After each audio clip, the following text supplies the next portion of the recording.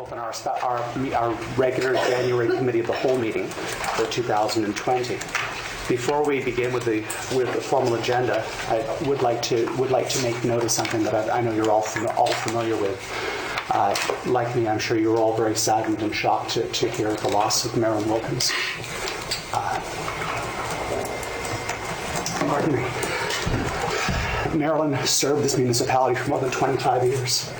In the course of doing that, she had close relationships with staff. She had close relationships with council. She was kind and she was fearless. She was everything that a councillor is supposed to be. And I believe that in the course of the time that she worked for this municipality, she's had an impact on virtually everything that this organization does. So much good has been connected to her life through her service here. She'll be profoundly missed. I just wanted to start off with that. Okay, let's begin with our roll call. And of course, at the same time, we're extremely happy to welcome Bruce Cotw here. We're delighted to have you joining us. Thank you. All right. So I'll call out districts, and you can call out your names in response. District 1. Bruce Cotw. Thank you so much. District 2. John McDonald, President. Thank you. District 3. Wayne Peller. District 3. District 4. Oh. I think every seat's full anyway. Thank you. District 5. District 6. Alec Morrison. District 7, Timothy Hibinski. District 8. Right here. Thank you. District 9. Wendy Sheridan, present. Thank you. District 10. Martha Roberts, present. And District 11. Diana Young, present. Thank you so much. You have before you the agenda. Could I ask for a motion to approve the agenda? Moved by Councillor McDonald, seconded by Councillor Morrison. Discussion. All in favor of the motion signify by saying aye. Aye. Opposed? Motion's carried. Thank you very much. You also have before you our minutes from December, our regular committee of the whole meeting from December 10th, 2019. So moved. Moved to approve the minutes by Councillor Fowler, seconded by Councillor McNeil. Any errors or omissions that anybody has noted? Hearing none, all in favor of the motion signify by saying aye. Aye. Opposed? Motion carried. Thank you very much. We now have a number of different items that need to be discussed in camera under the NJ sections 22.2a, acquisition, sale, and lease of municipal property, E, contract negotiations, and G, legal advice eligible for solicitor-client privilege. And A. So we have A already? We already had A. We missed one? I think we got them all. Could I have a motion to go in camera under the section stated?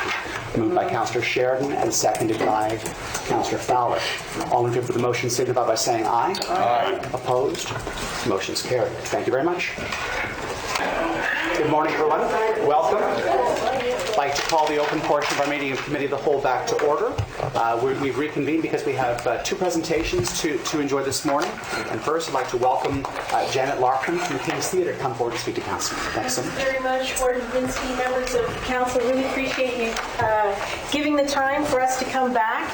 I'm here with some of my wonderful board members, Nigel Wallace, Ken Knox, and Jane Barecki. Where's Jane? Back there. I have an amazing board, and they're very supportive of the work we do at King's Theatre. So if you have any tough questions, be sure to direct it to them. And just before you begin, Jen, I'll give you sort of a 2-minute warning. We're getting close to the end. Okay, great. So you've, I think, received a document and probably read it. So I'll try not to be repetitive of that. I'll try also not to be repetitive of some of the things that we said last year. So I want to just jump right in and say that what we're doing at King's Theatre is absolutely unique in the province. This is the article you might have seen the other day, came out in the Chronicle Herald about King's Theatre creating an experience. King's Theatre providing more than entertainment. So that is absolutely what we're about. We're about providing entertainment, but also we're a center of education, culture, and community building. And we take that commitment really seriously. So we're here today because we want to ask for your support, both financial and otherwise. And I'll explain a little bit in a minute why we need that. So first of all, this is what it looks like sometimes outside of King's Theatre. We have more than 15,000 patrons a year coming through our doors. We host more than 150 events a year. We operate year-round, and people come from every single corner of the county. So whatever area of the county you represent, I can guarantee you that your citizens have a vested interest in seeing King's Theatre thrive. So this is what it looks like. Oh, is that the next slide? 232. Oh yes, that's what it looks like outside. This is what I wanted to show you. So the reason why we're asking for your support is that we can't do what we do simply by ticket sales alone. We work really hard to make what we do both of interest to a broad range of people. So the program is extremely diverse. We also work very hard to make it affordable and accessible. We have at least one pay what you will or free or by donation event every single month. We make it free and available to clients who use the food bank, to the refugee families. We make it available free for youth to attend any live show for free. We're constantly coming up with new strategies to make it ever more affordable and accessible. But the reality is, because we do more than just, show movies or do entertainment or whatever, we have a gap in the revenues that we glean from our ticket sales. So the top line there is what we glean from our ticket sales.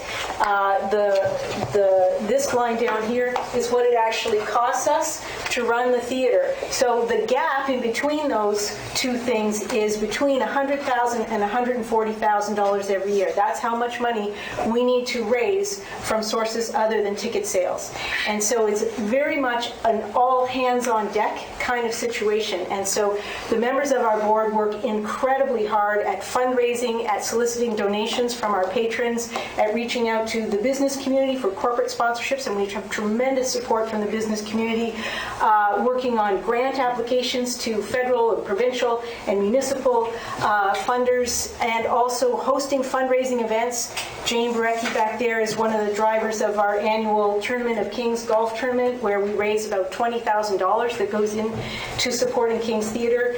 Tremendous amount of work. We have a team of volunteers that works on that year-round. We have so many volunteers active in supporting the theater. So we need everybody who has a stake in the theater to help us meet that gap. So that's why we're here, to ask for your involvement. So like I said, this is being recognized province-wide as being important. What we're doing, we're creating experience, we're contributing to the quality of life that is contributing very significantly to people choosing to move here and live here. People, whether they be doctors who are considering working somewhere in the province, or any other citizens, they choose to live here because they know there's going to be something exciting for them to do. So inside, it's hopping. Outside, it's hopping. We have every walk of life coming through the doors, all ages. We're always looking for ways to do more than just present entertainment. So creating educational opportunities is really important too. This is after a live show, a one-woman show. We had a Q&A in the lobby, and we had about 50 people staying for about an hour to talk to this woman. And many of them were young people, many young girls who were profoundly affected by that experience. We bring in big names. As you know, this is just before Christmas, we hosted George Cannon and Aaron Pritchett. And like always happens after our shows, they come out to the lobby, they meet the patrons, they sign photographs, they pose for photographs. It's a very intimate and unique kind of experience that people get to have with performers. We also make it possible for local performers to perform on our stage. This was our annual kitchen party last year, and this is another shot from that. And this singer here, David Chamberlain, performed. This is the closing song of the kitchen party, and now we've invited him back to have his own show, which will be on February 1st, live on our stage. Whenever we have Indigenous performers, we always invite the local Indigenous community to do an opening. That's a very important part. And this is a performance of local playwright and actor Sherilyn Jodry's play Ella Bouldiak, which was designed to be performed in the round. And well, we don't have a round theater, but we wanted to present it anyway because we're very dedicated to supporting local artists. So we made it happen on the stage. So we had 80 people. We borrowed a bunch of chairs from RCAC because we partner with every group we can, and we put everyone on the stage, and it was an incredible event. As I said, all hands on deck. We get support from everyone. Everyone's doing whatever they can. So this is local artist Philip Bailey, who last year for African Heritage Month, he donated a piece of his art for us to auction off. He's doing the same thing this year to help us raise some money. So everyone contributes in different ways. We host a lot of community events. This is your event. The Annapolis County Volunteer of the Year Awards event happens at King's Theatre every year. This is the illustrious group from last year standing on our stage. And we host community events. So this is the book signing of the Rose Fortune book that local writer Brenda Thompson wrote. And so we had that event at King's Theatre. My thing stuck. There we go. We also do a lot of outreach. So we do workshops. So we're not just, so these are the things that you might not know about because they're not necessarily the things that people see. But we have workshops. So this is we had a dance group in residency for a week last year at King's Theatre, and they hosted a dance workshop on our stage. This is a singing workshop with singer Cotw Love Alcorn. So we had her present this singing workshop on stage, and then the next day we took that workshop and performance with Cotw Love Alcorn, and we went into the Champlain Elementary School and gave a workshop and presentation to the entire student body there. So it's not just about what happens in the theater, it's also about what happens out in the community. And we host workshops at other places. This is a workshop at Arts Place. There's a workshop at the amphitheater. And this was a unique thing that happened last September. We took a live performance that we had presented at King's Theatre. We presented it to all the students of AWEC. We had presented to the public. And then the next day we took it to the Ilsakuk Bear River First Nation Mi'kmaq Cultural Center, and we presented it there for that community. That was the first time we'd ever done something like that. It was pretty exciting. So we've been paying close attention to, there's a study that was done at the New Vic Theater in New York City. 2 case study groups of children, identical, 2 minutes, in every way, except one group had access to performing arts and the other didn't. What it showed was over 20 years, it showed that the performing arts group was thriving. They were contributing to the economy, they were successful in school, they were creative, high self-esteem. The other group was having the complete opposite experience. They were getting in trouble with the law, they were dropping out of school, they were suffering from depression, there were suicide attempts, all the things you don't want to see happening with your kids. So we know that what we're doing with young people in this community is going to have a huge long-term impact on life in this community. So we bring the students into our theater as often as we possibly can. We present them with things. They get a chance to have Q&A conversations with the performers after the show. Hang on, just want to say sometimes we even have them go up on stage and perform with the performers. We work closely with other groups like the Young Company Productions. There they are out in the community, and here they are on stage last year. I hope all had an opportunity to see Alice's Adventures in Wonderland. Incredible production directed by Dr. Simon Boddington, who's a great example of a doctor who chose to live here because he wanted to be involved in theater. He saw King's Theater, he wanted to be here. So this is the group rehearsing. And then this is my final slide I wanted to show you. This is the grand finale of their rousing standing ovation to a jam-packed, sold-out audience of this is what our young people are experiencing at King's Theatre, and it's having an absolutely transformative impact. So that's all I'm going to say. I wondered if my board members wanted to chime in or if you have questions. Can I just say, just on the schools, we've got Quartet coming, and they're going out to a couple of schools in the county. Thank you, Nigel. That's right. So we have the Proteus Saxophone Quartet is going to be performing at King's Theatre, but we're also taking them out to the schools. We're taking them to Bridgetown and to Middleton.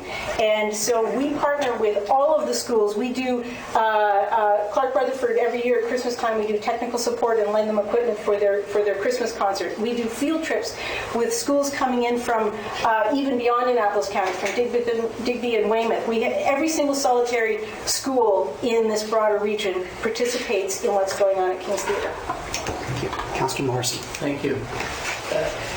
You haven't disappointed, Jana. You've given us what we've come to expect from you, which is determination and enthusiasm and a will to continue. Could we go to slide 3, please? I'm not sure. Let's see, how do I do that? If I start again, slide 3. Yeah, yes, this one. No? Uh-oh, I might need technical support for that. Yes, the one about the Money. the money gap. So let me just speak briefly I have a couple of questions. so, I have a couple of questions. okay, yes, go ahead. Could you tell us quickly why you're forecasting a decrease in operating revenues? This actually isn't a forecast. It is. Sorry, forecast. Sorry, this was. It should say actuals, but we're only January 14th, so we still have some final reconciling to do before December 31st books are closed. So this is our very best anticipation of where we're landing at the end of December of 2019. So basically, it's as close to actual as we could get, but our amazing treasurer who put this together is very precise. But you are forecasting a decrease In the gap revenues. in operating revenues. Yep, that's right. Okay, all right. Yep. At the bottom, you've given us the financial shortfall Yes. for grants, fundraising, sponsorships, and memberships. Yes. When you include those figures, what does that bottom line look like? Well, our goal is to break even. And are you breaking even? We're breaking even.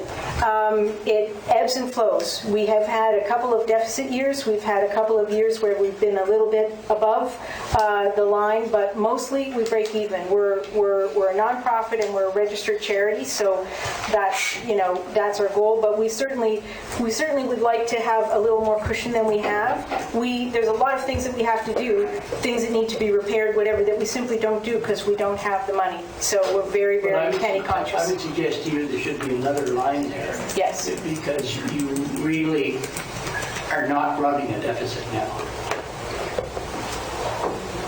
Well, no, we're not running a deficit. Right. No, we're breaking even. Absolutely. Yes, but that Yeah. indicates, Yeah. a very quick look at that says Yeah. you're running a deficit of 119,530. Right. No, we're not running a deficit. But what I'm saying to you is that that's the difference between what we get from our ticket sales for the shows we present and what we have to raise, the funding that we have to raise. So, like I said, we're going to every source we can, and we would really very much like the county to be one of the partners that comes on board. And I just want to speak. I know my time's up, but I'm speaking anyway. Sorry.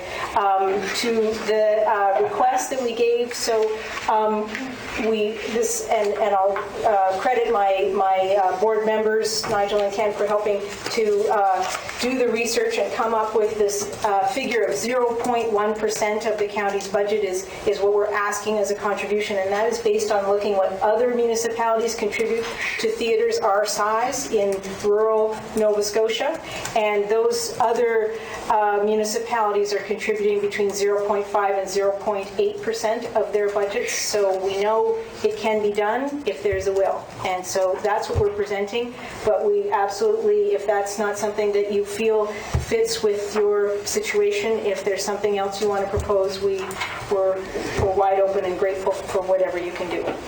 Councillor Henry.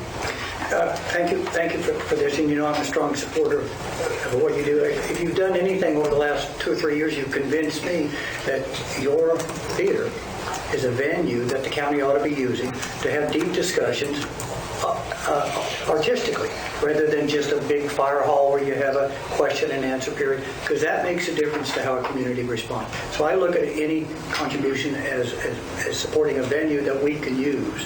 And I think it's worth exploring when you talk about $20,000 cash or in-kind. That in-kind piece, I think we can explore a lot of things that the municipality could do to soften a hard thing. And then the other thing is, in 2001, I was part of an economic study at the Arts Center in Whitehorse. And it's interesting, you say that the impact is 2 to 2.5 times. The study we did in Canada-wide is 4 times. Oh, great. Give me that study. We'll use that next time. It's an unbelievable economic driver. Just the thing that you mentioned that doesn't get on studies is a doctor does a performance and he came here because of that. That's hard to monitor and evaluate, but it's huge. Your contribution to this municipality financially is huge. Do my colleagues want to add anything to that? Just to emphasize, I think what you're saying, looking about the economic multiplier. I mean, the municipal support, the fact that you can get, let's just use 2.4 or 2.5 to 4 times multiplier on your contribution. I mean, that's an incredible ROI on the community support that you're providing. And it spreads well beyond the theater. It's direct spending in the economies. It provides a cultural scene that I know the next item on the agenda, item 5, is about doctor retention and recruitment. It provides a cultural scene for citizens to come here and to stay here because it is more than just an empty community. So that's critical to understand something. Councillor Gunn. Well, thank you. You basing this against, I'm just looking at this last end here, how the County of Annapolis can support the important community. And by the way, I'm all for working safer, that. But the one thing I got to point out is in Queens County, they do give 8% or 0.8%, but they're also, Queens County is the town of Liverpool and the rest of it combined. We don't have the combination of Annapolis Royal and our Queens County is all one.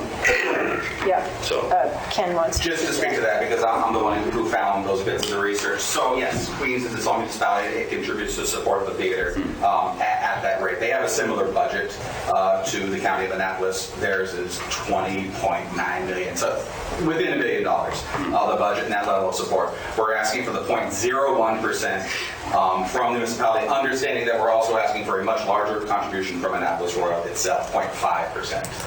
So we're looking at that differential. It's a much percentage-wise, of course, it's 5 times larger from the town, but we understand that we're seeking multiple contributions, and we're trying to scale those appropriately. So it's not the same ask from everybody, but it's certainly a much smaller ask than Queens, which is a similar municipality in terms of budgetary size, and they're the sole contributor in that case. thank you. Thanks very much.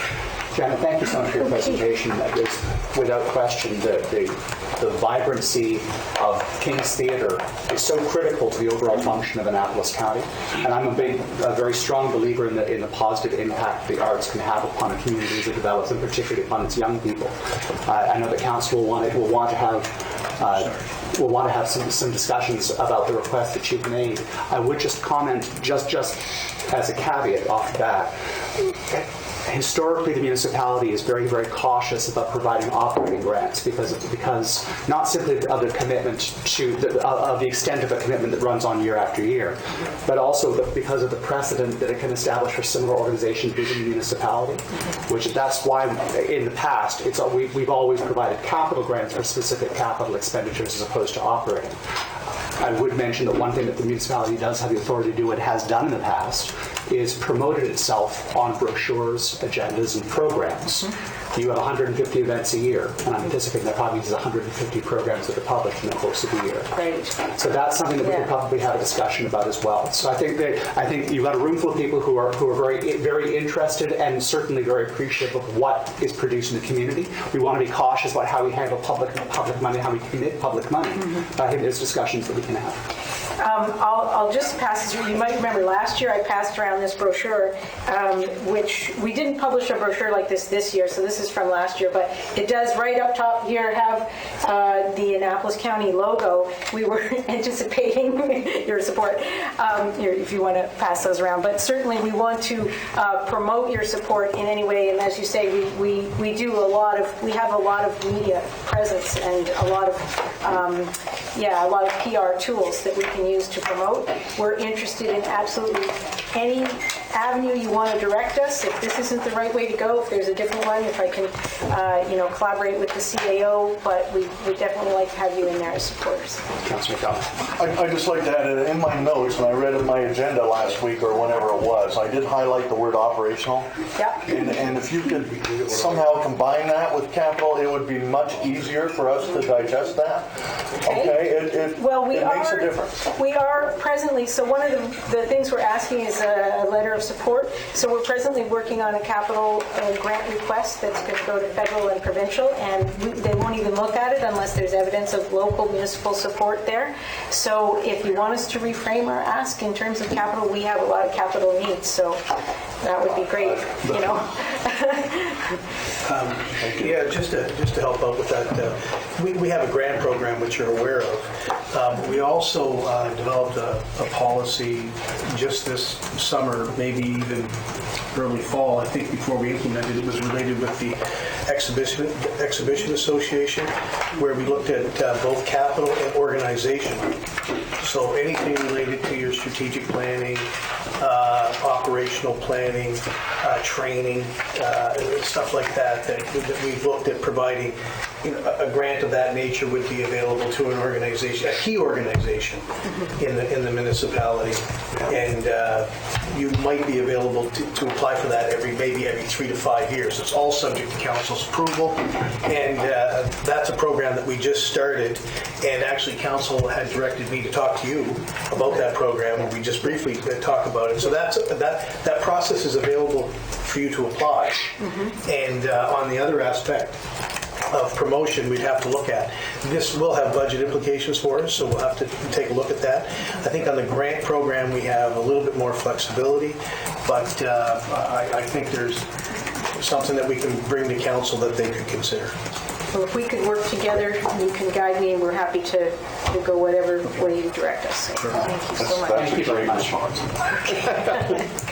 All right, thank you very much. Thank you so much.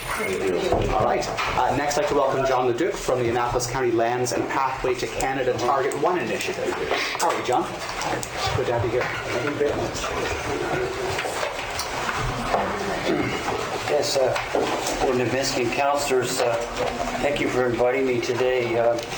My name is John Leduc, and Claire Robinson and I are working with Environment Canada on a project to identify and screen lands in Nova Scotia that may contribute to the government's Target 1 initiative to protect 17% of Canada's terrestrial lands.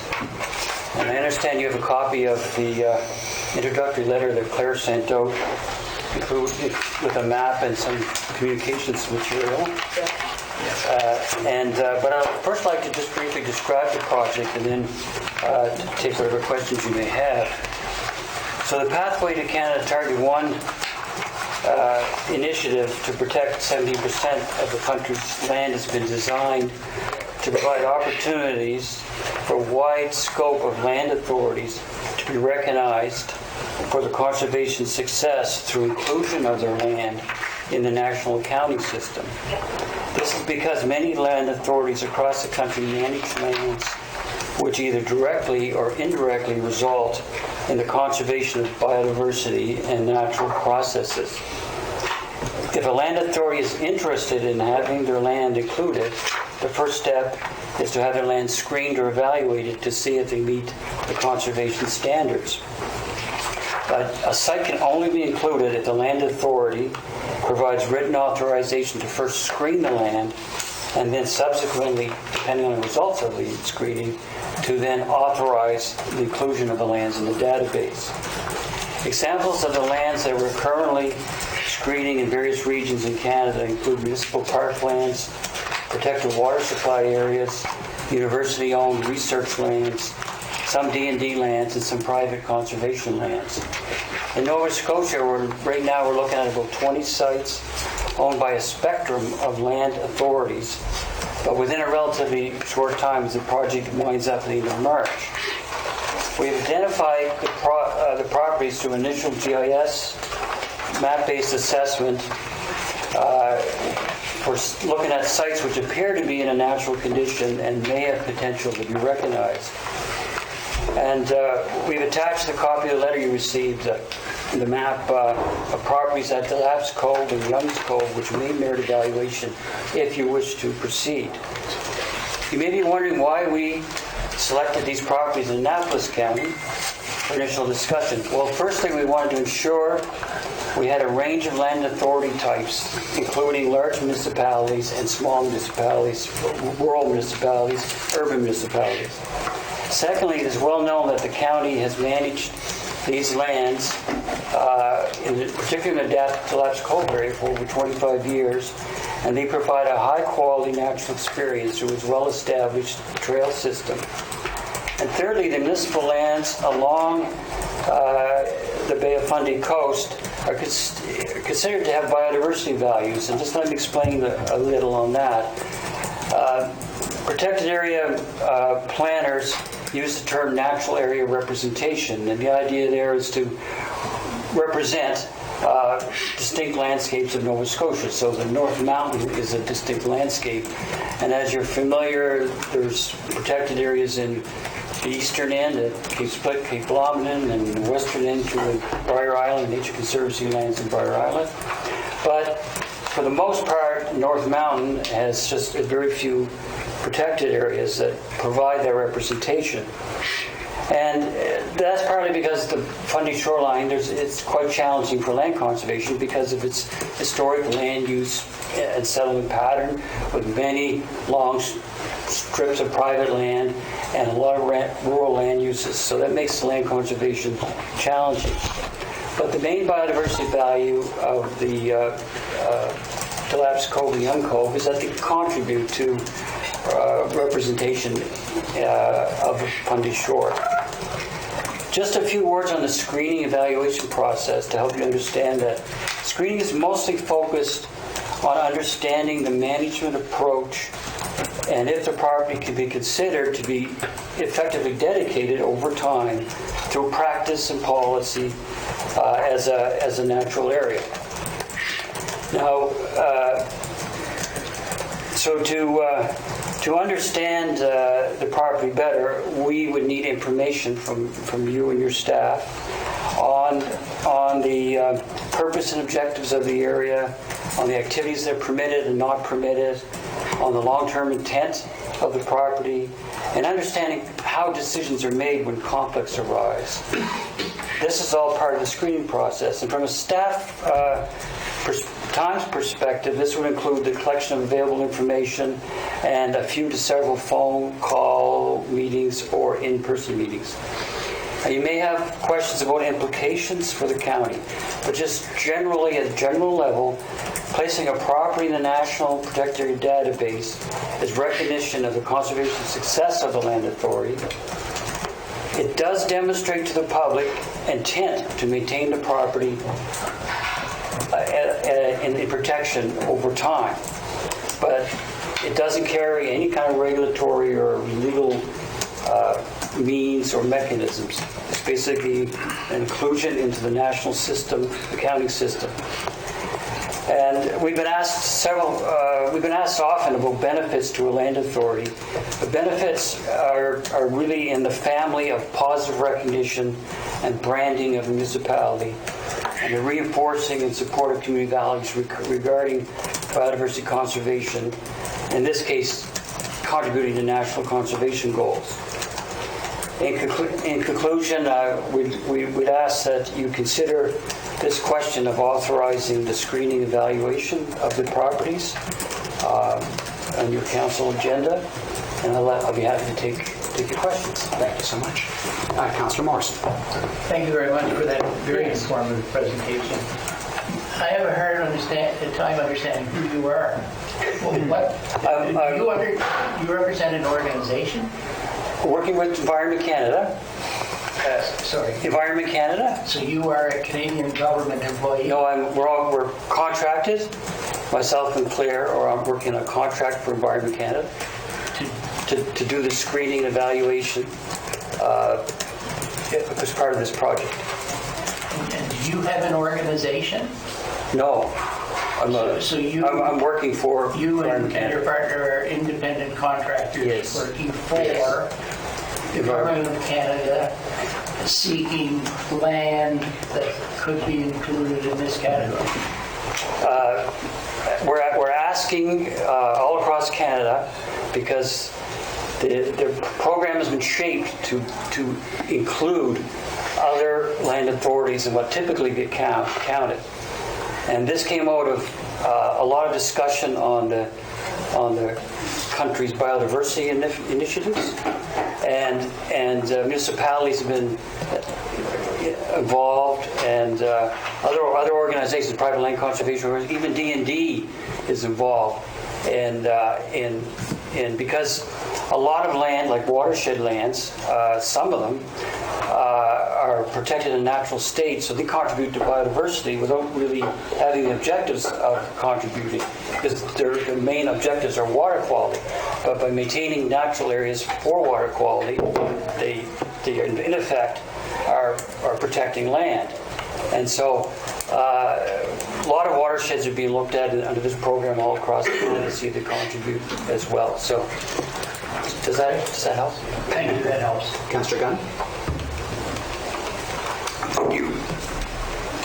So when you're looking at the Lapse Cove, and I see on this map you supplied us here, the Lapse Cove and Youngs Cove, the county has a couple of walking trails here. That's basically what you're doing. Is that because when I think of the Lapse Cove to Digby Gut, yes, I think of this big piece of biodiversity that needs protection because there's no building down there yet. There hasn't been any building. There hasn't been any sewage or anything much going on. I think we have one cabin, maybe two on that whole stretch down there. But all you're really looking at is our county land. And what you actually want to do with it is screen it. What do you just want to go through and look at it? Is that the idea? Well, the screening is to see if it qualifies for the national standard of conservation. And again, it's looking at how effective are the means for managing the land. How is it dedicated to what mechanisms?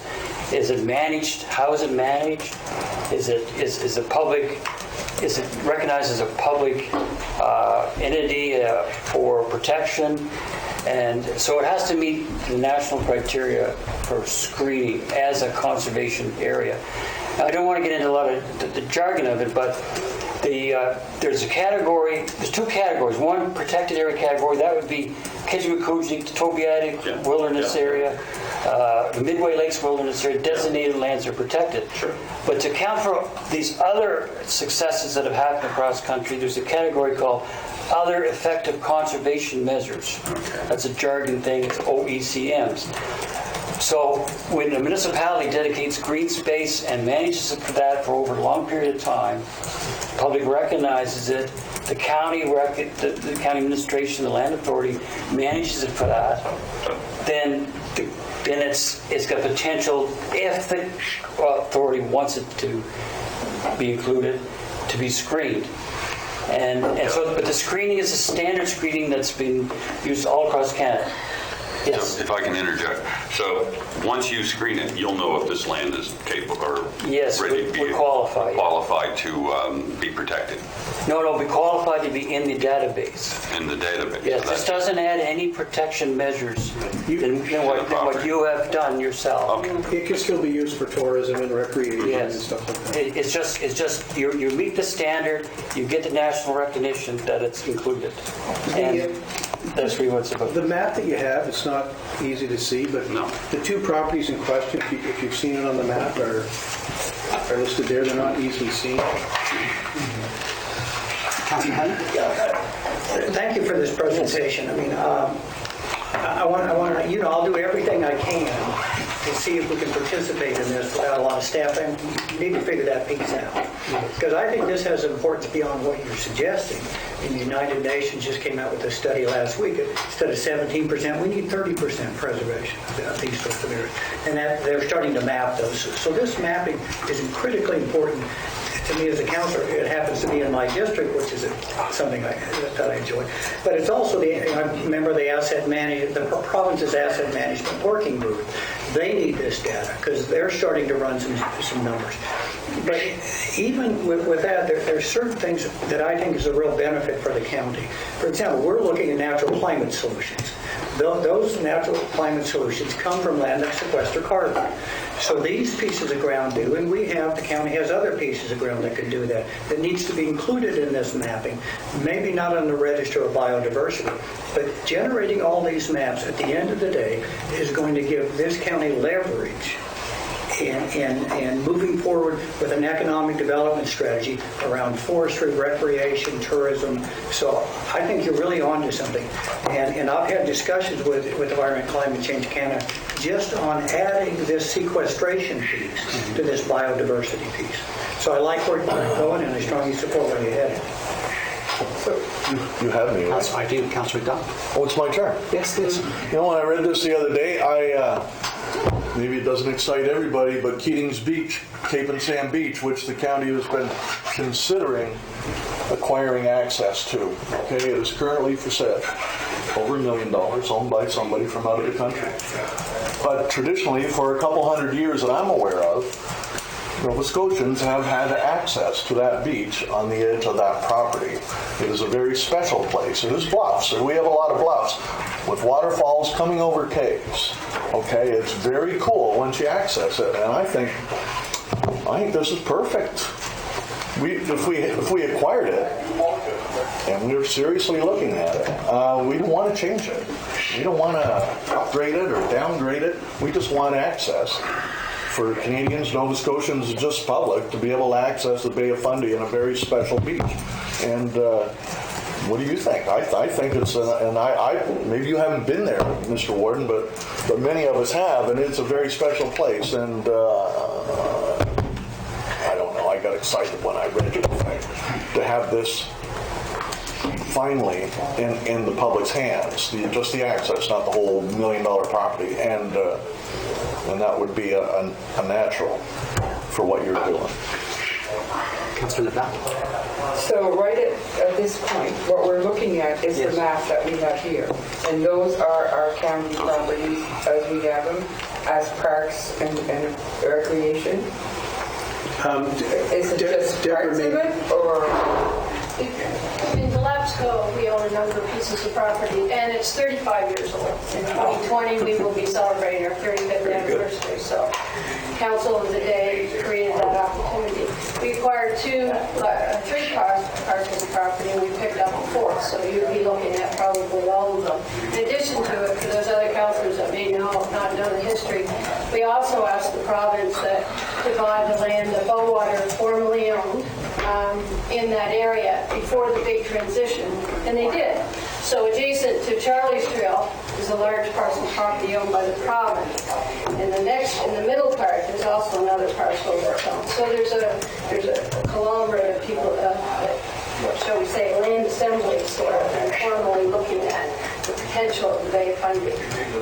So, but that's what it is. It's probably 4 parcels of Annapolis County property. In Young's Cove, though, we acquired probably around 10 years ago a property on the Bay of Fundy shore, which, if we ever develop one of the agreements would be called the Graham Family Park. Nevertheless, it's about approximately 40-50 acres. And about 1,000 feet of waterfront. John, thank you very much for your presentation. Thank you. Appreciate it. Okay, so it's quarter to noon. Let's see. I'm just looking at our agenda and wondering if there's anything we can actually complete in the next 15 minutes. Councillor Morrison, if we were to defer our resume our in-camera session to after lunch, do you think that the physician recruitment and retention strategy and the terms of reference that you've been working to develop, can that be wrapped up in about 15 minutes? Do you think? Oh, yes, in about 5. In about 5? So would council be agreeable to proceeding with that and then returning to in-camera? Councillor Morrison, please. Thank you. Members of the committee,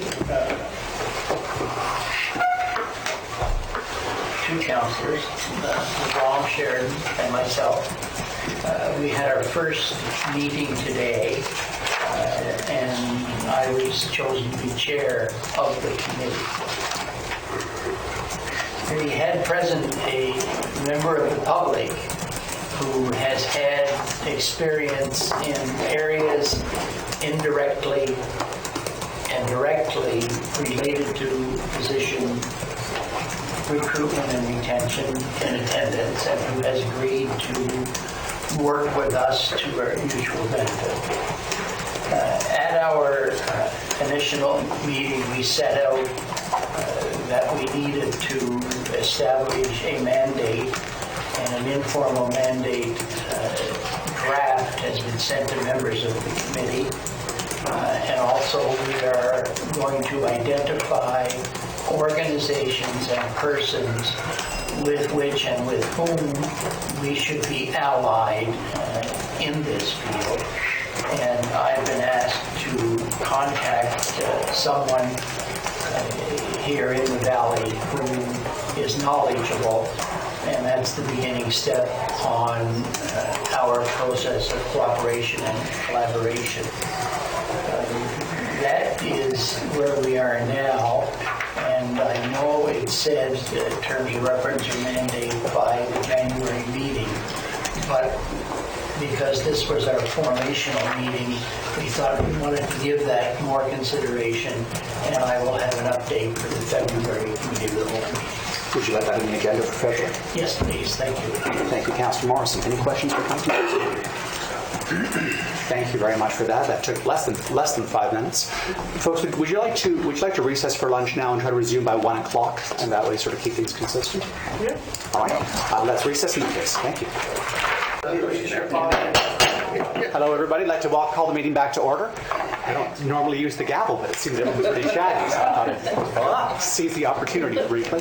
I've got something for council's consideration. So we've got a fairly lengthy list of items that need to be discussed in depth in camera. We also have a reasonably straightforward out-of-camera agenda.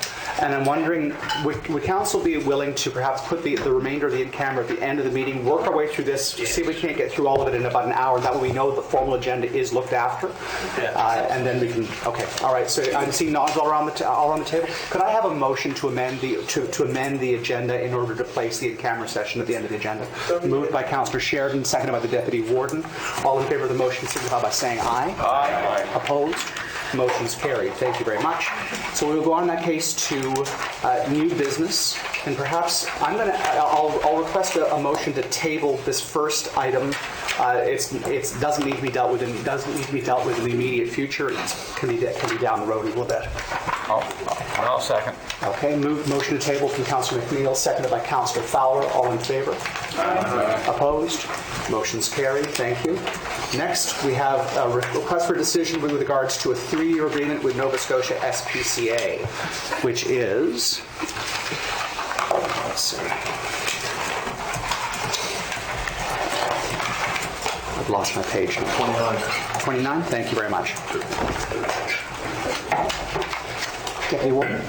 That Municipal Council authorized Warden Timothy Abinsky and Municipal Clerk Carolyn Young to sign a 3-year agreement with the Nova Scotia SPCA for the period of April 1st, 2020 to March 31st, 2023 for the transfer and rehoming of abandoned and strayed companion animals. Could I have a seconder? Second by Councillor LeBlanc. Discussion of the motion. Councillor Gunn. Thank you very much. So we're figuring that this contract for $6,200 a year for them to take our cats, we're basing that on $155 animals. Cheryl, do you want to speak to that? Yes, well, we actually went back and considered the last 5 years, we had transferred 2 cats. So we're using that as a basis for the number of animals we expect to transfer. And if it's less, it's not less. It's a contract fee, $18,600 for the 3 years. Right. Okay, thank you. Councillor Fowler? And also with dogs,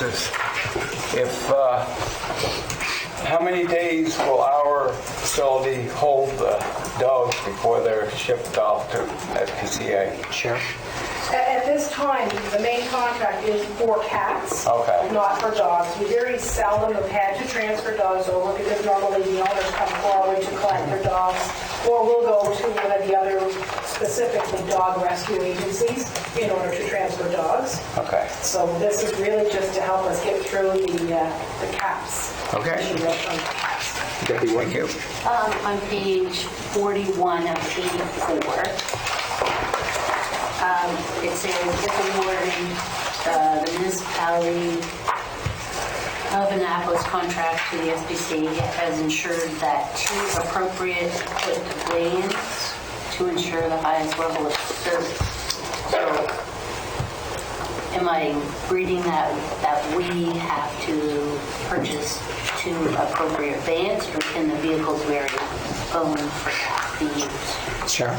The vehicles we have are set specifically for the transfer of animals, although the agreement actually is they will be coming to our facility to pick them up unless there is some reason why we would have to deliver them. Okay. Anything further? Nothing further. All in favor of the motion signify by saying aye. Aye. Opposed? Motion's carried. Thank you very much.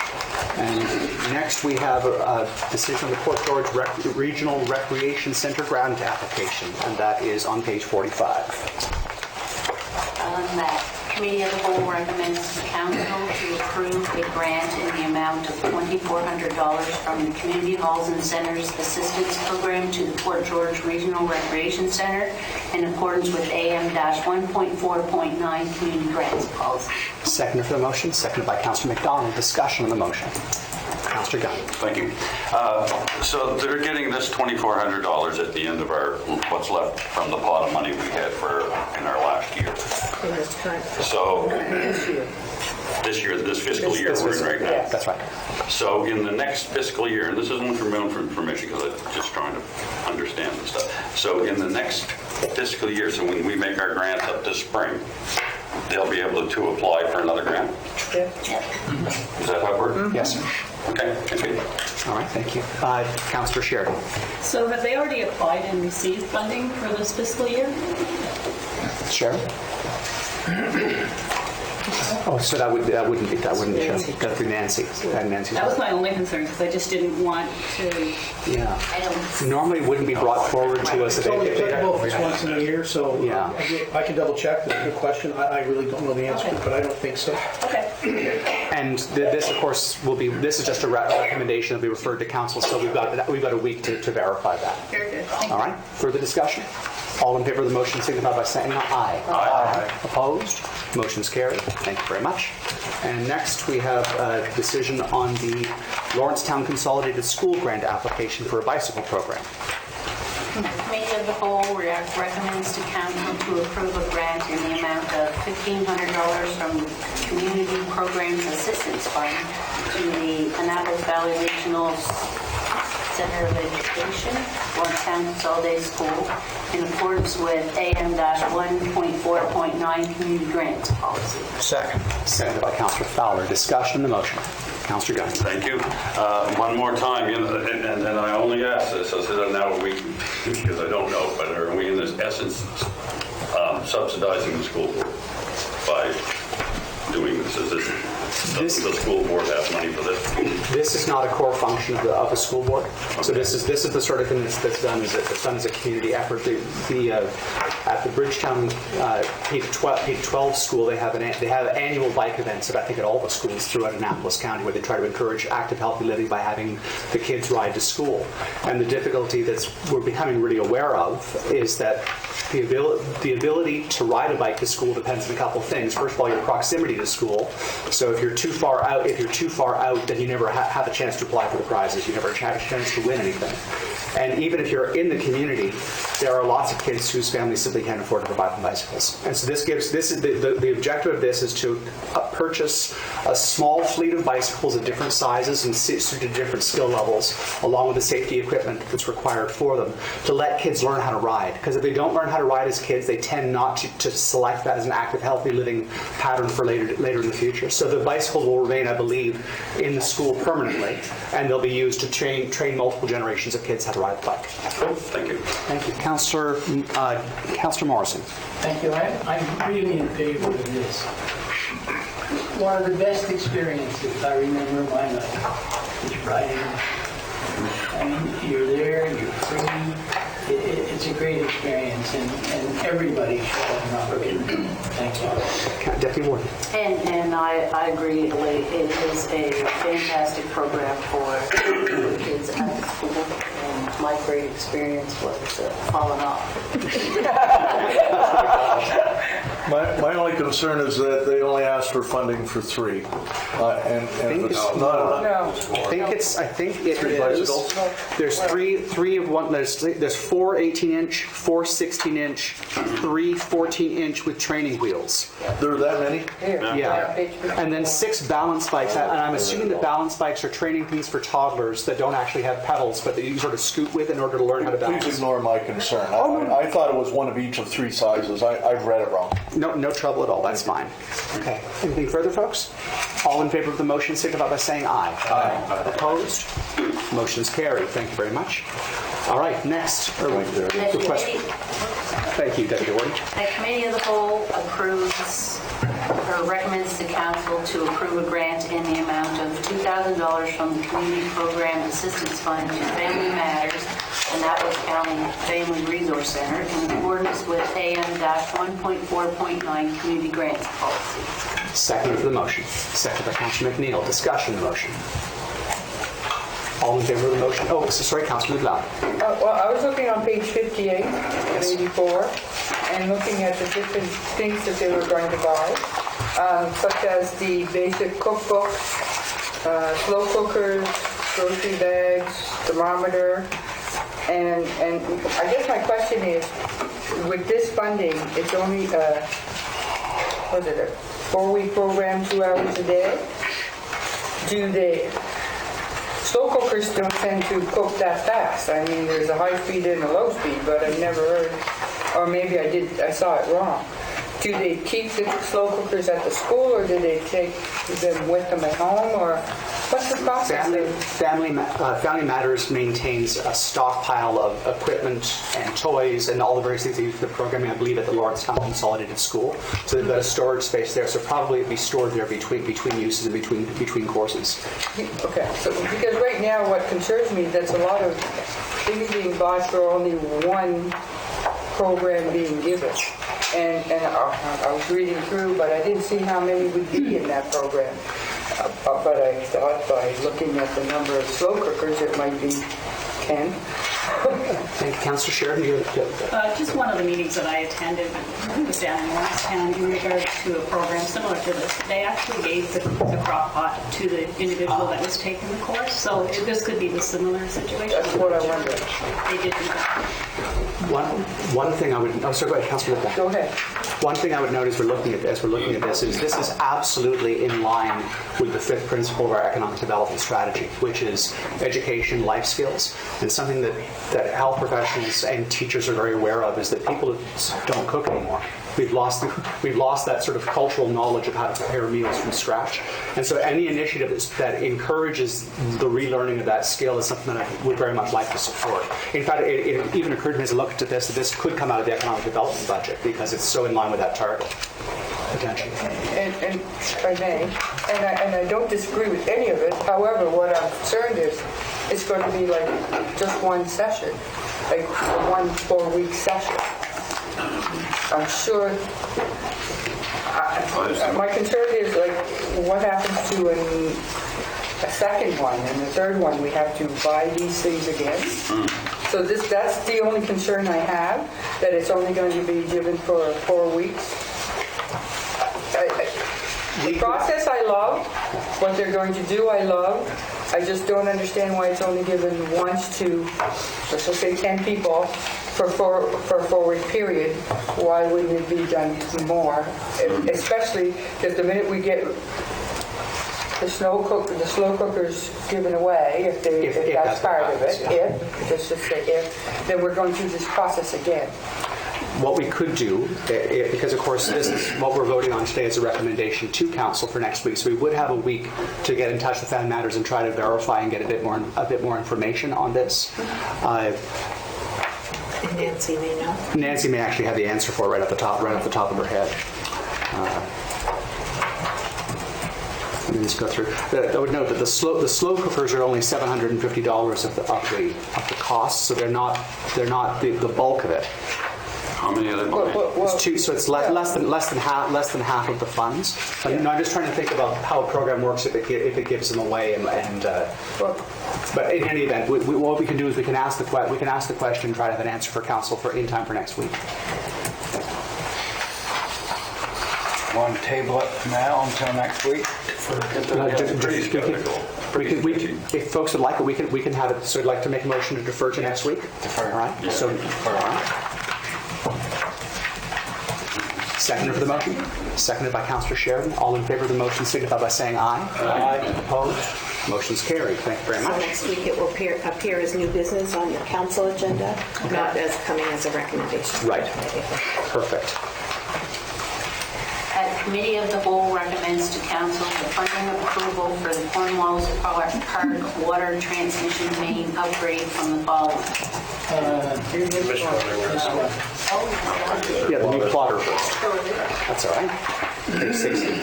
Recommend that municipal council to approve in advance from the operating reserve ending in an amount up to $15,600, $1,305,000 plus tax and incidentals to cover the cost to purchase a replacement plotter printer for the civic addressing coordinator.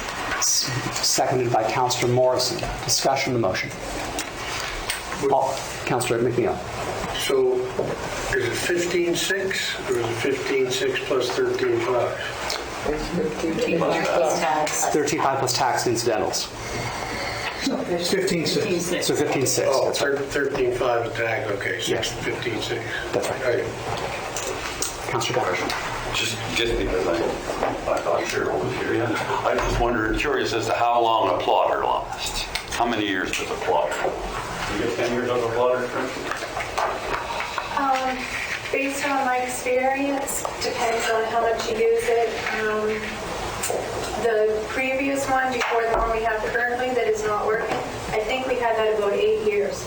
Once it, and David and Don could probably tell this better, but once you lose your warranty and then it becomes very costly, which is what we're running into right now.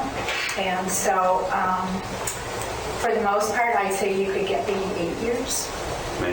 Maybe 8 years. That's what we had. But then, like I said, it's a warranty thing, and that's by the extended warranty. Could. I don't know. I don't track the what comes as part of the package when we purchase one. The one downstairs that we have right now, up until September, was worth like you never, other than replacing cartridges, there's never any issues with it. So, and probably the amount of usage that it gets too. But for my experience, I'd say 8 years. 8 years. Okay. Anything for Councillor McDowell? Well, from what the write-up says, we're going to be looking at insurance as well as possibly the relief fund because it happened during that time. So there's a possibility, but she needs it now. Absolutely. Yes. Right. Anything further? All in favor of the motion signify by saying aye. Aye. Opposed? Motion's carried. Thank you. Committee of the Whole recommends to Council the funding approval for the Cornwallis Park water transmission main upgrade from the following. $225,000 from the Cornwall Canada Wastewater Fund, I think. Canada Wastewater Fund grant. $157,524.05 from the gas tax reserve. $127,895 from the Annapolis County Water Utility Reserve. Seconder for the motion. Seconded by Councillor Morrison. Discussion on the motion. I'd like to note just off the bat that every time I see a 5 cents at the end of a number that long, I'm always grateful for the precision of our staff.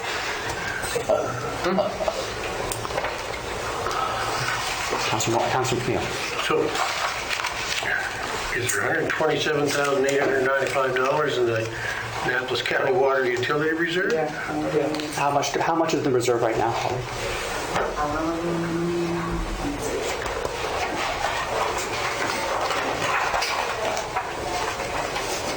169,000. Well, that's how much. 258. Okay. How much is it? 258,000. So the first number that Holly quoted would be the amount that will be remaining once this was taken out. Okay. Councillor Sheridan? So regarding the gas tax, it says some of the funding restrictions is on the grant itself. Anything above that, gas tax is not eligible to be used. It says in the funding restrictions on page 62. Stephen, do you want to speak to that?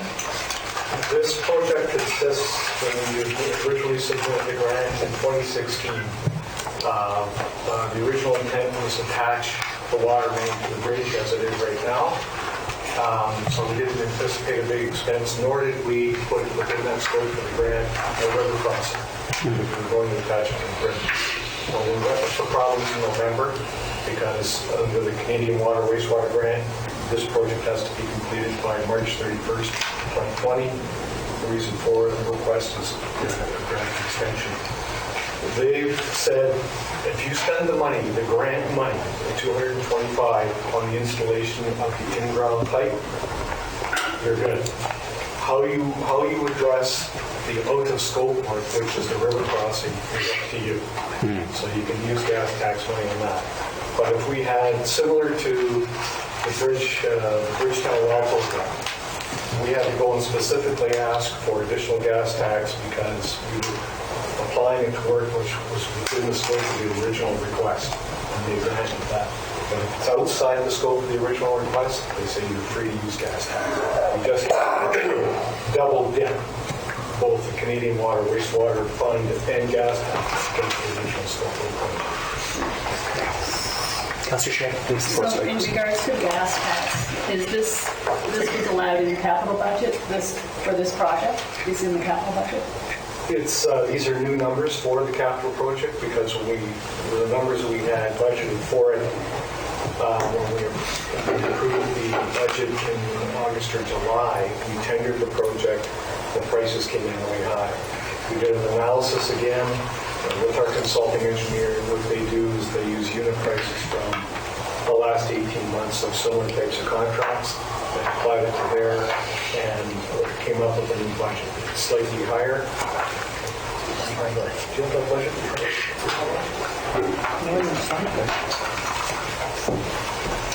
Basically, what we allowed in our capital budget, it's going to be higher, but you're not quite sure how much higher it is. Previously,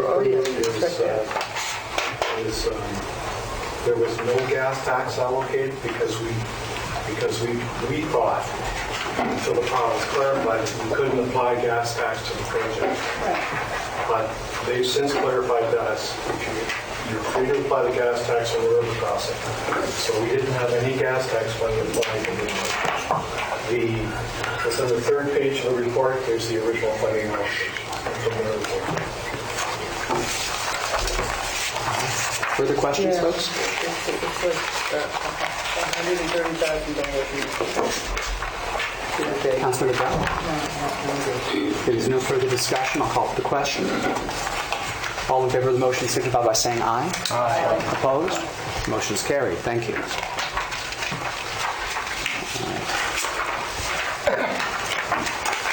And now we're on to municipalities prescribed in the Accessibility Act, which is on page 67 or 66.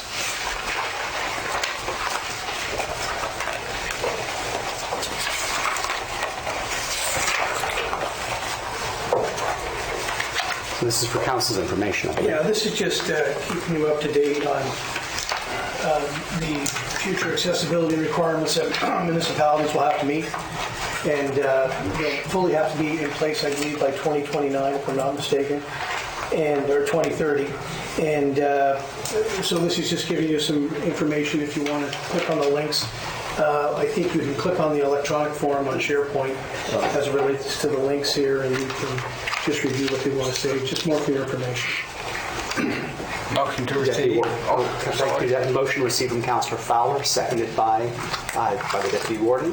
Discussion? Deputy Warden. And I'm trying to find it. I thought in here it had asked council to set up a committee. Yes, it's in the third paragraph on page 67. Second sentence. Yeah, all municipalities will have to have a committee and accessibility plan by 2021. Yeah. But I think the actual standards are still being clarified. You can set it up as soon as you like, but it has to be in place by 2021. Many municipalities have accessibility advisory committees now. Well, and I'm just thinking that with everything that is going on, it might be advisable to set one up now so we could get over the gate and not be bogged down at the end of 2021. Yes, sounds like a reasonable thing. Yes.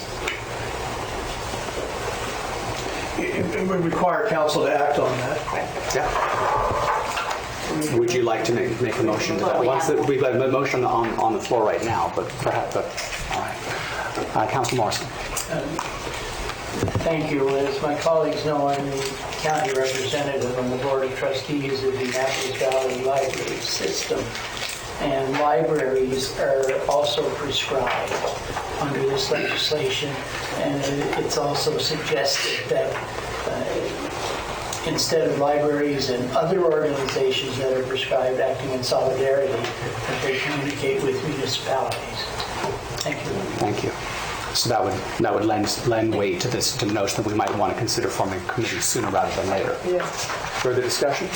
All in favor of the motion signify by saying aye. Aye. Opposed? Motion is carried. Deputy Warden, did you want to make a motion for a committee now, or would you like to have it on the agenda for further discussion at the February Committee of the Whole? We could do either. We can make a motion for it now, but I'm thinking we'll have to put some thought in what the committee should look like. Yes. And that might involve some talking to the province to see what their expectations are. Yes. So perhaps the best thing to do in that case would be to ask to have it added as an agenda item for February's Committee of the Whole, and we can track down some information in the meantime. I like that. Yes. All right, that sounds great. Okay. Next, the Police Association of Nova Scotia, and I believe they're looking for us to advertise.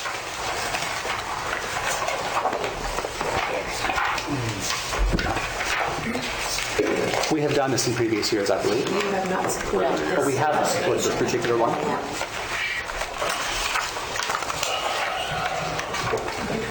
Councilor Henning. We supported something like this. In the recent past, council has supported the Ground Search and Rescue Wilderness Guide and the Royal Canadian Legion Memorial publication. It was asked before. They have asked before. So how would council like to do? This is actually a fundraiser, if you will, for the Police Association of Nova Scotia. That means municipal police. Okay. It's not an actual police department doing it.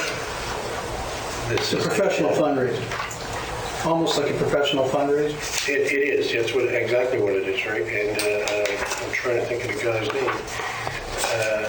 That's done this for years because I used to be part of it back in the day. But anyway, this is a fundraiser for the police station of Nova Scotia. Okay, that's what it is. Right. And that's a municipal police association. Right. That's a municipal police association. We don't have it. So, I move to receive for information. thank you, Deputy Warden. Seconder for the motion. Seconded by Councilor LeBlanc. Discussion on the motion. All in favor signify by saying aye. Aye. Opposed? Motion is carried. Thank you. And finally, Mountain and Meadows disposal of bills. I have a lot of questions. Me too. I'll make a motion to receive for information. Second. All right, it's been moved by the Deputy Warden to receive for information, seconded by Councillor Gunn. Discussion, Deputy Warden, and I'll build a list. Okay. So, when those trust funds, do they not belong under the umbrella of the county? Do they belong to Good question. I was thinking the same when I first read this, and I'm not knocking them for trying to see if they could be the trustees, but it depends if the folks in their will put it in trust to the municipality. I'd have to get advice on if we were to transfer that to somebody else, could we legally do it? And I'm really not sure. So I put a note here, mentioned Carolyn, this would have to be referred to our solicitor to see even if it is possible. Yeah. That was my comment. That was my comment, because of course we hold a number of funds in trust for organizations like the Bridgetown Community Recreation Association, and I don't think legally we could hand that fund over to them for direct management. I think we have to maintain control of that. So we'll have to investigate this. Because we've been in trust for them ever since I've been. So now the motion's been made to receive this for information, but if instead you'd like to have it referred to the solicitor, then I'd ask if the mover and second would like to retract the motion, and instead perhaps I'll request a motion to have this referred to our solicitor for his advice. I will move to have it referred to our solicitor. Thank you. Moved by the Deputy Warden and seconded by Councillor Gunn. Discussion on the motion. All in favor signify by saying aye. Aye. Opposed? Motion's carried. Thank you very much. And we are on to departmental reports. So community development for December, that's on page 72 of your agenda. Could I have a motion to receive the report? Moved by Councillor Fowler, seconded by Councillor Sheridan. Any questions about the report and its contents? Or anything to which staff would like to particularly draw our attention?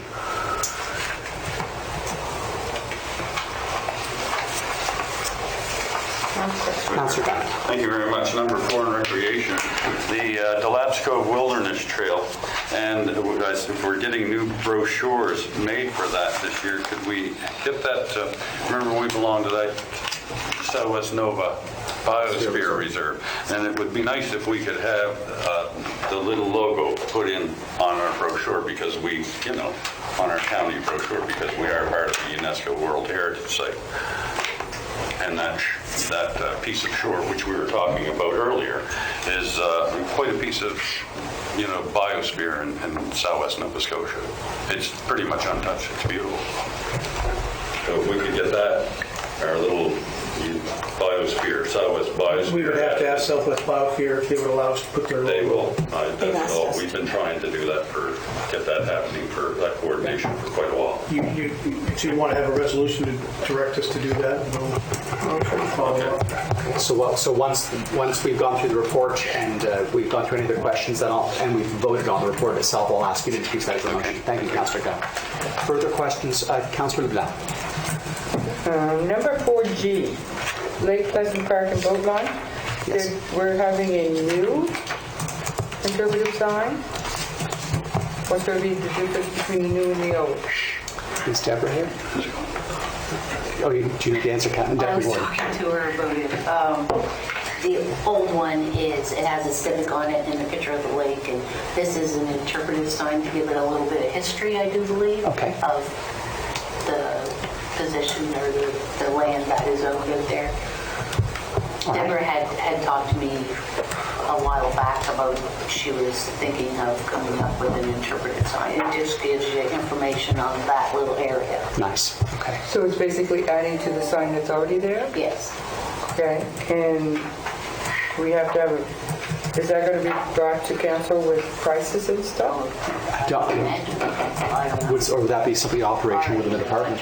They would have some money for signage in their budget.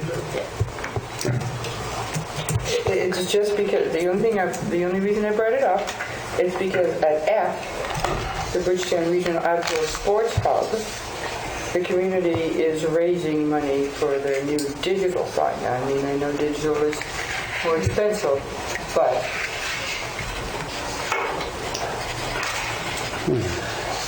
Yeah, the sports facility would be a little bit slightly different in that the number of events that will be held there. And digital has to be big. You have to see it. But they're fundraising. And I didn't know if the other one qualified under fundraising as well, or are we just trying to, we just do it because we own the property. Correct?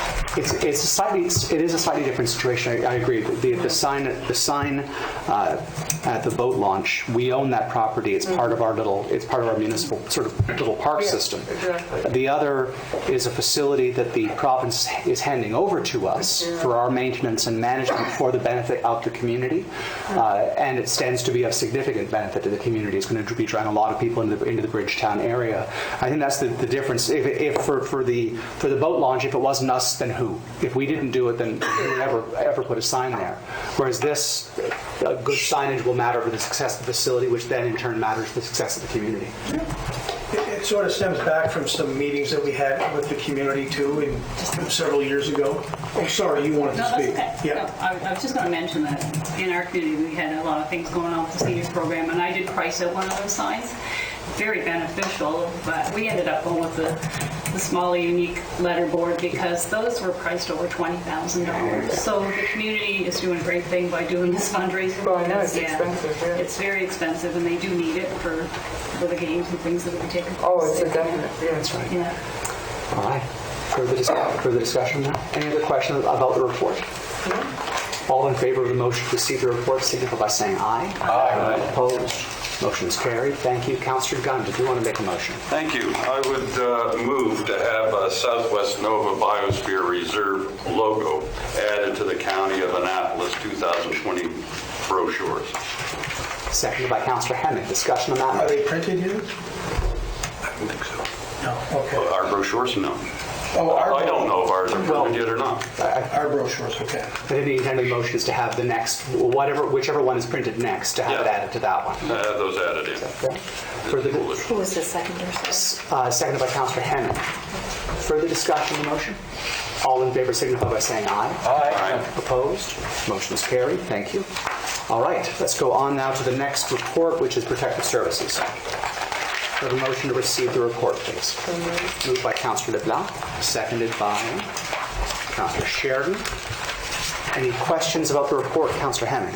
Just for my own information, on dogs it says some complaints and then 3 written warnings. What's the procedure? If there's a noise complaint, a dog at large, you try and correct it. If they don't do it, then they're given a written.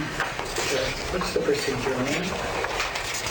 Under the bylaw, the first time we get a complaint, they just get a verbal notification that there is a bylaw and you're supposed to be following it. The bylaw allows us to do 2 written warnings, which basically says if you don't follow this on the 3rd time, we could possibly take your dog away or put restrictions on the situation based on depending on what it is. If it's a barking dog, if it's a dog that runs at large, if it's a dog that is doing business somewhere it's not supposed to do.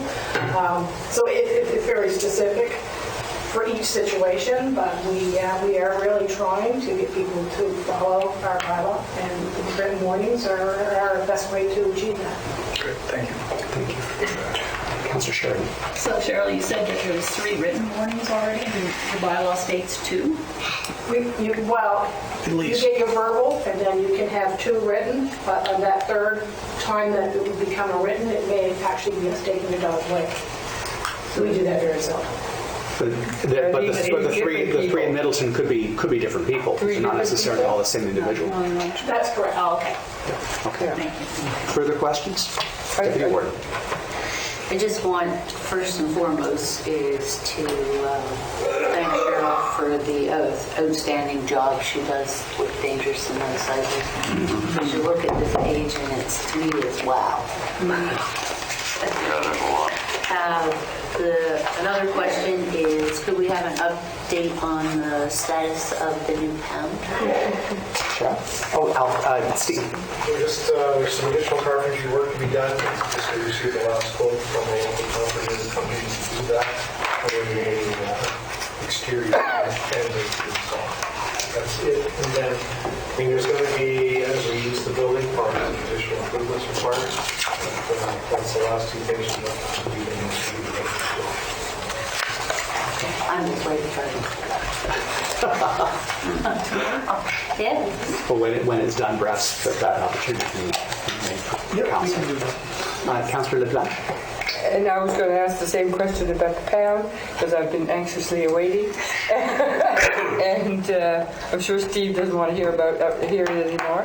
And also to the same thing about Cheryl's workload and how it demonstrate what she does, and to thank her for doing such a great job at the last minute just before Christmas, jumping into situations in my district. So thank you very much, Cheryl. All right. If there's no further questions, then I'll ask all in favor, signify by saying aye. Aye. Opposed? Motion's carried. Thank you very much. And now on to the municipal operations wasn't available. I'm guessing. Oh, Steve, you have things to tell us. I have a couple of verbal ones, one positive, one as information. Nova Scotia Labor came through, and as part of kind of a conference-wide blitz, and we're just kind of the first or second one in the clockwise rotation around the province. We've got several orders from them to undertake some steel repairs at the Cornwall's wastewater plant, some eye wash stations at both the arena and the bridge office. Some what I consider minor, but they're still in traction, about proper grinders, eye protection, mounted on grinder, and I guess the more significant one is a lot of standard work procedures that we have to get caught up on. We're kind of falling behind on that paperwork. And some items that I think through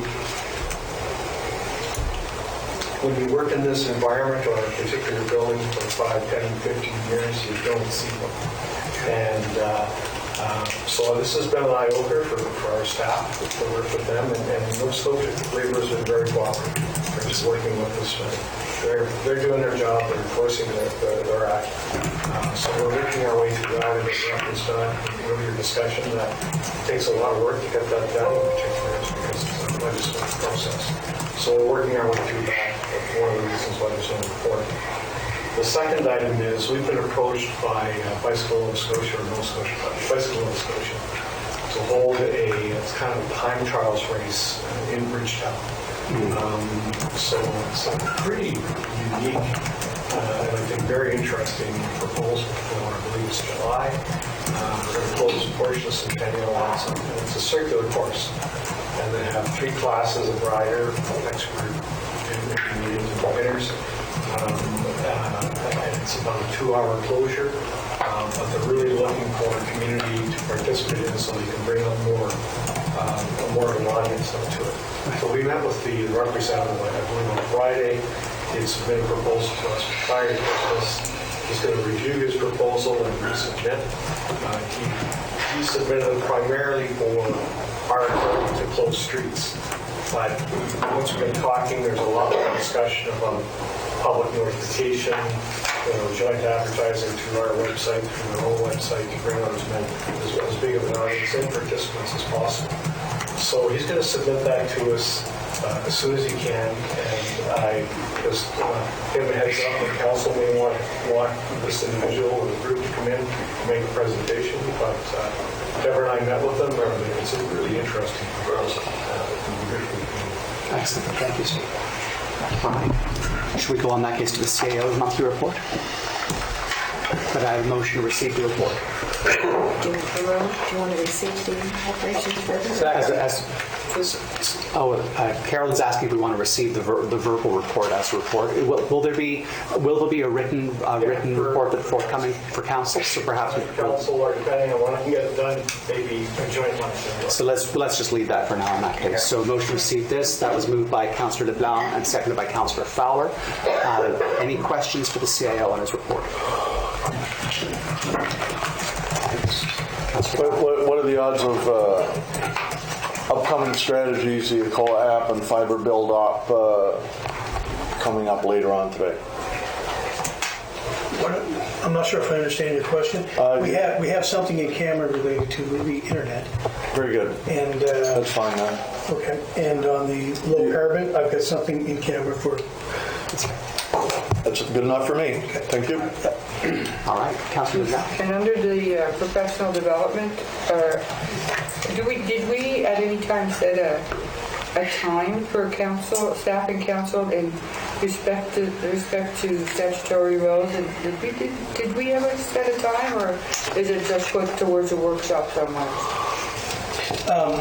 We never made any final decision on it. I would encourage it.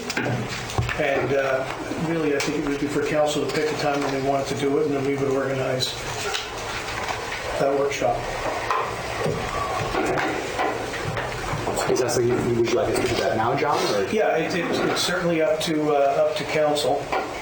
I could at a future meeting bring you a list of outstanding workshops that you're waiting to. That would be perfect. That'd be good. I have a feeling there's a list that's getting longer and longer. We have a list. I thought we were, okay. I didn't know if that was on the list, but there we go. Carolyn, could that list be available to us for council for next week? Yes. Thank you. That would be great. Thank you. Nothing's on it, isn't it? I don't think so. Further questions on the CIO's report? Hearing none, all in favor signify by saying aye. Aye. Opposed? Motion's carried. Thank you. And next, the Soldiers Memorial Hospital report. Motion received to report. Moved by the Deputy Warden, seconded by Councilor McDonald. Now, if anyone would like to speak to it, obviously this is now a report, so there's no guarantee we can provide answers. But Councilor Morrison. I'm very happy to see that the directors of the Soldiers Memorial Hospital Foundation recognize staff and volunteers at various seasons of the year. Thank you. Councilor Adele? And I guess the information on this page is overwhelming. And I mean, I'm just looking by the VAC that they have beds that's on page 79, that they have beds that they don't know what they're going to do with. And then looking at the diabetes center, that they only have a position for part-time and it's hard to be filled. I didn't realize that particular section was there. It's a lot of information, and I thank the person who put it together. Further discussion? If not, all in favor of the motion to receive the report signify by saying aye. Aye. Opposed? Motion carried. Thank you very much. Next, the Warden's report for December 2019. Motion to accept. Moved by Councilor Fowler, seconded by Councilor Gunn. Any discussion on the report? All in favor of the motion signify by saying aye. Aye. Opposed? Motion is carried. Thank you very much. All right, so that brings us to the end of our written agenda. What I'd suggest is why don't we adjourn or take a 10-minute recess and come back and we'll go in camera and get through the various in-camera matters that are outstanding. Thanks very much, folks. Oh, actually, you know what? Perhaps before we go, I'll request the motion to go in camera now. We can go straight in camera afterwards. That way we don't need to turn the camera back on. We have a motion to go in camera under BMJ section 22.2A, E, and G. Moved by Councilor McNeil, seconded by Councilor Henry. Discussion of the motion. All in favor signify by saying aye. Aye. Opposed? Motion is carried. Thank you so much. Hello, everyone. I'd like to welcome you back to the open portion of our Committee of the Whole meeting for December of 2020. Deputy Warden, I believe you've got a couple of items to add to the agenda. Response to December the 10th, 2019 Hubbles email. Okay. Annapolis County Ground Search and Rescue, and special session of council. Okay. Could I have a seconder for that motion, please? Second by Councilor LeBlanc. Discussion on the motion.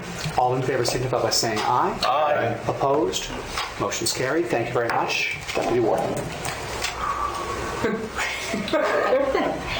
For the warden to send a response to the December 10th, 2019 Hubble email. So that's a recommendation to council. Recommendation to council. Perfect. Okay, seconder for the motion. Seconded by Councilor McDonald. Discussion on the motion. All in favor signify by saying aye. Aye. Opposed? Motion is carried. Thank you very much. Do you want me to read it? To recommend that municipal council provide up to $5,000 to Annapolis County Ground Search and Rescue on an as-needed basis as determined by the CAO from the Recreation and Culture Reserve to be used for supportive expenses during searches. Second. Moved by, and seconded by Councillor Fowler. Discussion on the motion. All in favor signify by saying aye. Aye. Opposed? Motion is carried. Thank you very much. So at this point, I will declare the meeting of Committee of the Whole adjourned.